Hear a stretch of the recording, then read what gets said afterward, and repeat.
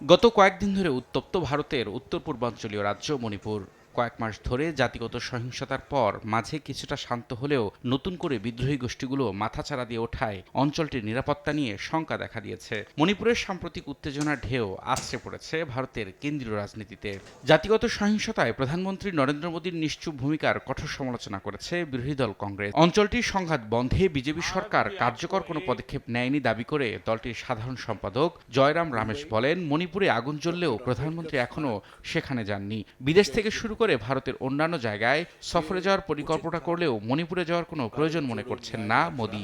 ২০২৩ সালের ৩ মে থেকে শুরু হওয়া জাতিগত সহিংসতা তদন্তে গুয়াহাটি হাইকোর্টের সাবেক প্রধান বিচারপতির নেতৃত্বে ৩ সদস্যের একটি কমিটি গঠন করা হলেও তার কোনো অগ্রগতি নেই। তদন্ত রিপোর্ট জমা দিতে ৬ মাস সময় বেঁধে দেওয়া হলেও তা এখনও সম্ভব হয়নি।